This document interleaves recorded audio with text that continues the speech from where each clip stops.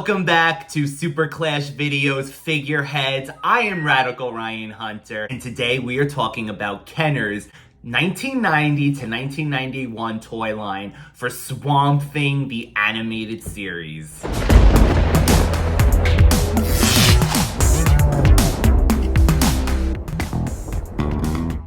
And our second entry into Figureheads glory is Swamp Thing from 1990's Kenner, Swamp Thing, the animated series.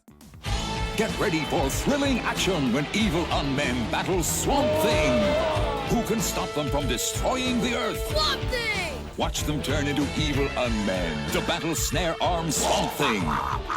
You're no match for my mighty Snare Arm! But I am! Is he doomed?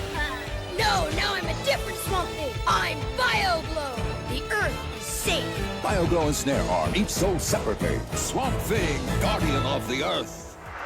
Of course, the character of Swamp Thing comes from DC Comics. Swamp Thing is a humanoid plant elemental creature who fights and protects his swamp and environment in general, and humanity from villainous threats. The character has been in feature films, TV series, and even video games.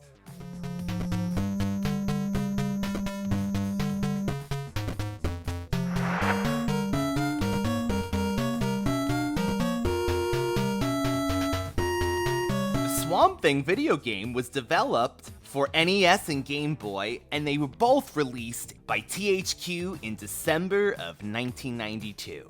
There was two live-action Swamp Thing films, one in 1982, Much beauty in the swamp. and a sequel, The Return of Swamp Thing, in 1989. The big green guy is back. They call me Swamp Thing. Then, a Swamp Thing live-action TV series. Life is a precious gift, Arcane.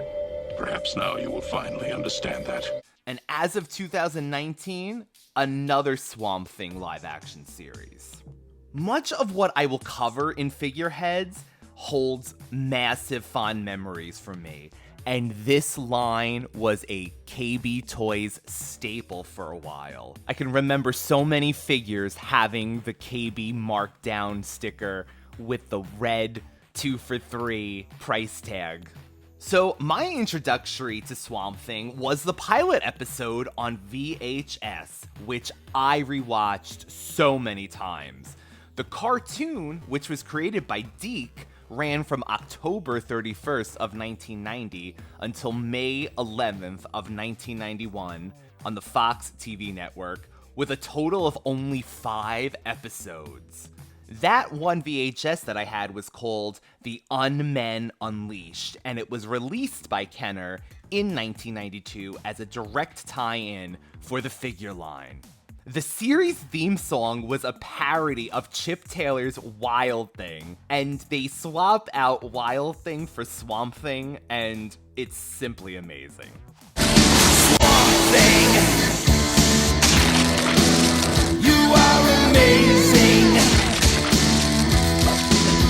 You fight everything nasty. Swamp Thing,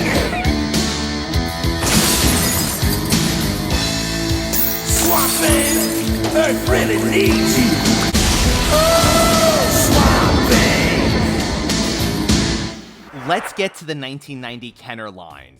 Kenner produced Swamp Thing action figures and vehicles and playsets that looked identical to things from the animated series. Sadly, these figures became a KB's markdown, as I stated earlier. Each figure had some cool gimmicks. And as for those figures, 12 were made, and 6 of them being various forms of Swamp Thing, including my favorite, Glowing in the Dark, or BioGlow, camouflage action, snare arm, snap-up armor, climbing, and capturing. There was also 2 unreleased figures, one called Constricting, and the other with extending action. The evil character of Arcane and his unmen each included rubber biomask accessories that would give the effect of their transformation into monstrous creatures that also would glow in the dark. As for the rest of the good guys, Bio Jack and Tomahawk were made to help Swamp Thing out on his adventures. There was 5 vehicles and playsets released, including the Bayou Blaster, Bog Rover, Marsh Buggy, Swamp Trap, and my favorite, the Transductor, The Transducer! which came with a free evil Mantid figure. I don't think I'm saying that right. Which I had as a kid, and I would play with this playset for hours. Your life began with chemistry, and so it shall end! Later on, some parts of this toy line would also be reused for Hasbro's The Original Battle Trolls in 1992.